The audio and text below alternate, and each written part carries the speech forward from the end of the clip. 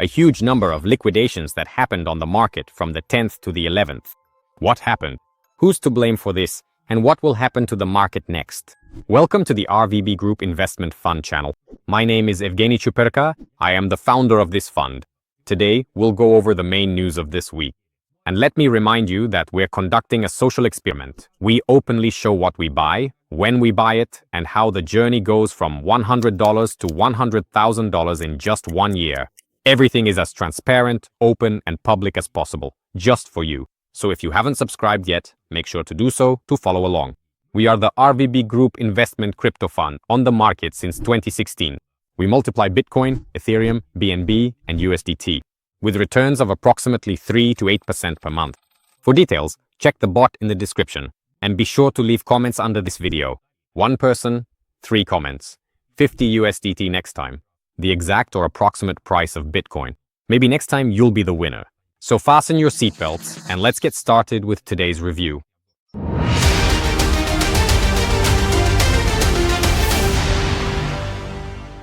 Even though the market is going through a bloodbath, we need to stay positive. In just one night, the crypto market suffered the biggest loss in its entire history. I don't remember such a dump in the 9 years I've been in this market. About 1.6 million traders were liquidated. They were simply wiped out, taken out of their positions. And unfortunately, many couldn't withstand that pressure. The night from October 10th to 11th, 2025 will definitely go down in history. In less than an hour, more than 30 billion positions were liquidated on the market. And the cryptocurrency market lost about $400 billion that night.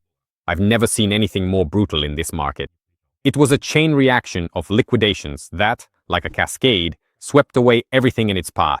Panic, stop losses, margin calls, and a record volume of forced position closures. And all of this started after Trump's statements. The US is imposing 100% tariffs on Chinese electronics and chips. This is a response to China's increasing technological control and its export restrictions. Trump wants to protect American industry and bring manufacturing back home. But the effect turned out to be a chain reaction. Investors became afraid of a new trade war.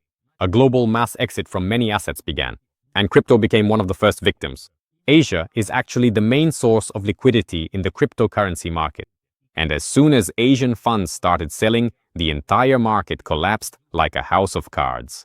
Right now, Bitcoin is trading at around $112,000, and several scenarios are possible here.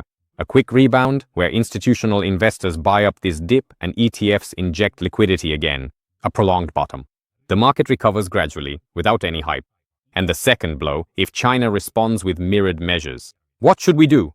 You might ask. Be sure to manage your risks, average only at strong levels, and under no circumstances panic. It's precisely situations like these that usually trigger a new round of massive market growth, but only for those who think strategically. This was truly the most powerful dump in the entire history of the cryptocurrency market. But there are some interesting patterns on the charts, so let's move on to them. And make sure to subscribe to our channel and like this video. And don't forget to leave a comment. In the next giveaway, you might be the one to win 50 USDT from us. So, let's take a look at the monthly time frame. And on the monthly time frame, we basically don't see anything critical, right? It was just a shakeout in both directions. I warned about this, especially for margin traders. I said that the market is currently at very overbought levels and such moves could happen.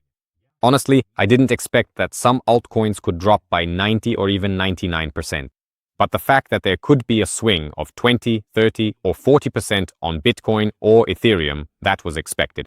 And I warned you about this. I hope that some of you listened and at least set stop losses or didn't get into futures. Futures are absolutely out of the question right now. Just spot, and spot again. Let's take another look at the 3-month time frame. What does it show us? On the 3-month time frame, the picture remains positive. There's nothing alarming here. There's a breakout and consolidation and further movement. So, for the 3 months, the quarter closed very well for us. On the monthly time frame, there was just a lot of volatility. There's nothing more to add here. Yes, there is overbought pressure, and it's not over yet, but overall the chart can keep moving up because the market is bullish. Let's look at the weekly time frame, and we see that it hasn't closed yet. 1 day and 6 hours left until the close. Let's open the charts and see what we have here. If we rely on our chart analysis, The key zone is around $107,000. This level is quite important, and if it is broken, Bitcoin could drop to $94,800 and possibly even lower. If we take, again, the monthly time frame, on the monthly chart, it's absolutely normal to go even into the zone. Well, we've already reached 102, touched it, and honestly, it's possible to go down to $94,000 and maybe even to $93,000. And that would be a normal scenario. Most likely there will be a sharp rebound and the price will continue to move upward.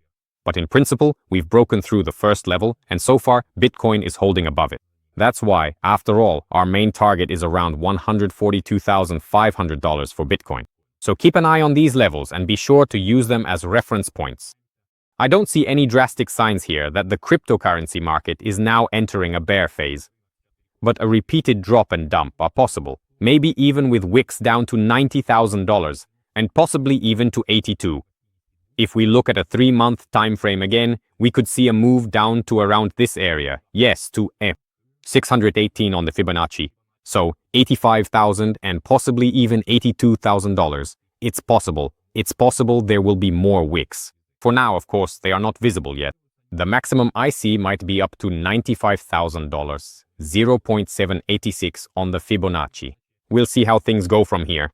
But for now, anything holding above $107,000 is potentially a move upward. That's all I have for Bitcoin for now. Let's move on to Ethereum. Regarding Ethereum, let's also take a look at the 3-month time frame and see what it shows us here. And on the 3-month time frame, we broke out and made a bar close higher than all the previous bars. And that's a bullish signal. The monthly time frame also still looks positive for now. So there was a breakout, a retest, and now something like another retest is happening. Let's look at the weekly time frame. Regarding the weekly time frame, I mentioned this before and I want to draw your attention to it again. In previous videos, I showed an approximate scenario that we could even see a dump down to $3,200, right? We fell just a little short of that level. If anyone remembers, write it in the comments. Did I mention $3,200 or not? Did you pay attention to that? Yes, I showed a similar squeeze. It happened on MNT. That's right, but that was only on the daily time frame. I showed it as an example. So when there's a bottom here, a second and a third bottom, it seems like there's a breakout, but then there's a dump somewhere to the middle of this third huge bottom. And here we have a similar picture with Ethereum. And as you can see, we haven't even dropped to 3,200 yet. That's why the middle of this value could be a very strong level for us, which is around $2,700. If on Monday we don't see a big, strong buyback, then most likely we could have another dip, and that would be a great opportunity to buy at around 2,700, 3,300, or 3,200. And in this range, we'll be buying up all this movement. That's my outlook for Ethereum. I see that further on, it could still be dumped. So far, we haven't yet reached where we need to be on Ethereum on the weekly time frame. That's above $5,600. But overall, the picture is still quite positive. And if you've noticed, Bitcoin, Ethereum, BNB, the assets we're accumulating, the truly fundamental ones, those with huge market capitalizations and real substance behind them, haven't dropped that much during this market decline. But of course, the altcoins have dropped significantly. And those altcoins that have dropped by 90% or more are very poor assets, and it's better not to consider them for your portfolio, because they lack liquidity. The market demonstrated this during the recent squeeze, right? Just take a look. Really, just look. Let's switch to the hourly time frame. Here we see a huge wick and signs of buying back. Take a look at, say, BNB. Right? We see a huge wick here. The price was pushed down and then bought back up. Why is that? Because it's a fundamental asset. It's backed by the massive, powerful Binance exchange. That's it. 60% of the market is on Binance alone. That's why we see that there are such strong assets. STRK, we bought it for our portfolio, which we show you publicly. Here too, we saw a strong dump and a massive buyback to previous levels. We also bought DOT as a coin. We saw a very strong dump and a sharp buyback. That's a positive sign. If we take, for example, Hype, here too, there was a huge dump and a good, strong buyback. But if we take tokens like, well, here with Hamster, basically everything is clear. You see what I mean? Well, there's no project, no real strength behind it. That's it. So it got dumped and it's not even coming back up. That's it. In other words, it's just been dumped and it will keep going down even further. Here you can see it's a strong token, right? Arbitrum, you can also see it's a strong token. Apex, basically, we also see that it's a strong token. It stopped at its strong level, and as you can see, it hasn't dropped below that. So pay attention to this, and friends, make sure to educate yourselves if you're investing here, because learning and knowledge are what will help you make money in this space. Without knowledge, you're just food for this market. Now let's move on to looking at BNB. We see huge wicks. Let's switch to the monthly time frame. We see a huge overbought condition on the RSI, but this overbought state is absolutely normal given that we have an upward movement and a bullish trend. So basically, our bullish flag that I've been talking about for a long time is already showing good results, right? And it continues to push further and further upward. Let me remind you of its targets. Here's what we have. We draw this line to the breakout point and see that we have a perfect bullish flag playing out around 2,300 to 2,400 USDT per BNB. And BNB is heading toward this level. I believe it will definitely reach this point. Yes, possibly through some sharp moves, right?